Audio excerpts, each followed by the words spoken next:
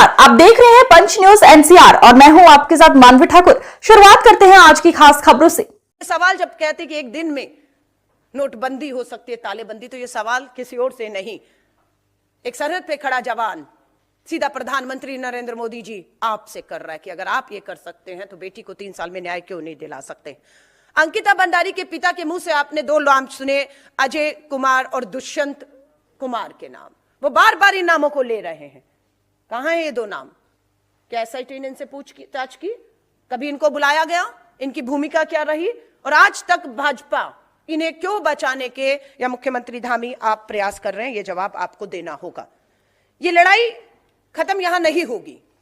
ये लड़ाई यहां से एक नया मोड़ लेने जा रही है, क्योंकि हमारा आज भी मानना है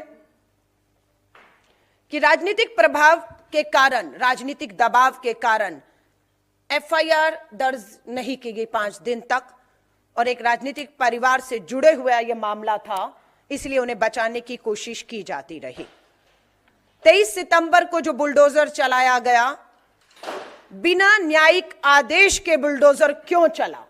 कोई न्यायिक आदेश नहीं था, कोई पुलिस किसी कोर्ट का आदेश नहीं था, तो विधायक ने बिना न्यायिक आदेश के बुलडोजर क्यों चलाया? सवालों के घेरे में विधायक भी है और बिल्कुल कटघरे में खड़ा होना होगा, क्योंकि उसने सबूत नष्ट करने का काम करके कार्रवाई के जो न्याय की प्रक्रिया में जो है बाधा डाली है।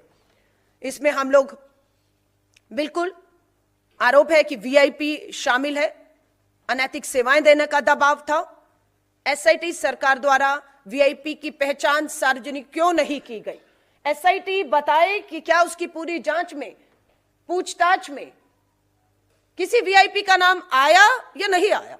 आया तो कौन था? नहीं आया तो भी बोलिए।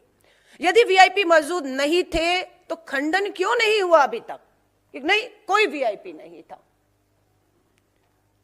और अगर था तो नाम सार्वजनिक करने से क्यों उसे रोका जा रहा है? क्यों लोगों को नहीं बताया जा रहा है?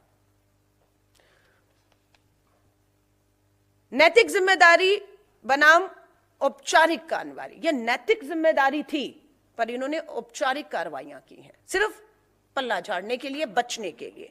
दबाव के बाद विनोद आर्य को पार्टी से निष्कासित, सिर्फ पार्टी से निकाल दिया है हमने, लेकिन विनोद आर्य का रिजॉर्ट था, उसका बेटा शामिल था, बुलडोजर चला, सबूत नष्ट हुए, और ये सिर्फ पार्टी से आपने निकाला, लेकिन कानूनी इसके ऊपर कोई भी कार्रवाई क्यों नहीं की गई?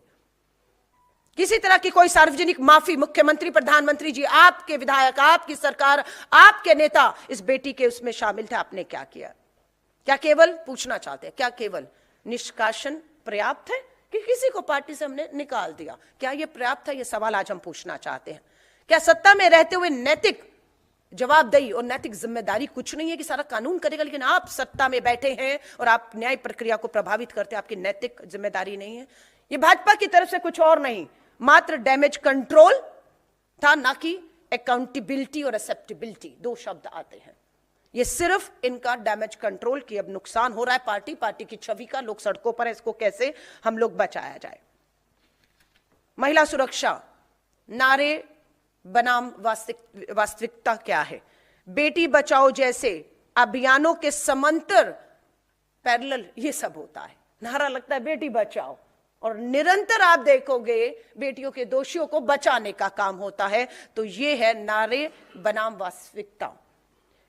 एक कामकाजी युक्ति सत्ता संरक्षित रिजॉर्ट में असुरक्षित है।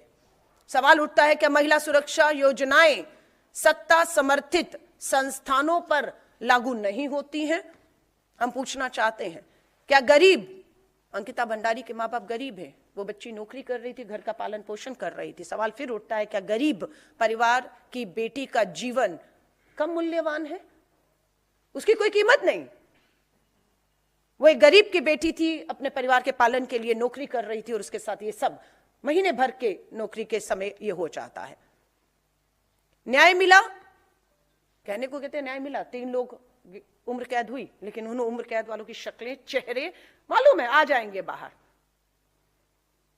उन्नाव केस में कुलदीप सिंह सेंगर, उम्र कैद की सजा, झटके में सजा माफ, जेल से रिहा, लड़ना पड़ा फिर सुप्रीम कोर्ट को जाकर बेटी को, और सुप्रीम कोर्ट से उसे न्याय मिला कि कुलदीप सिंह सेंगर रिहा नहीं होगा। क्या गारंटी है ये रिहा नहीं होंगे, जिंदगी भर इनकी जेल में सड़ने को देंगे? नहीं, सुविधाएं देंगे, सड़ेंगे नहीं, ये सुविधाएं मिलेंगी, इसको पता है। इसीलिए ये जो तीनों दोषी अपराधी जेल भेजे जा रहे थे, उनके चेहरों पर मुस्कुराहट थी।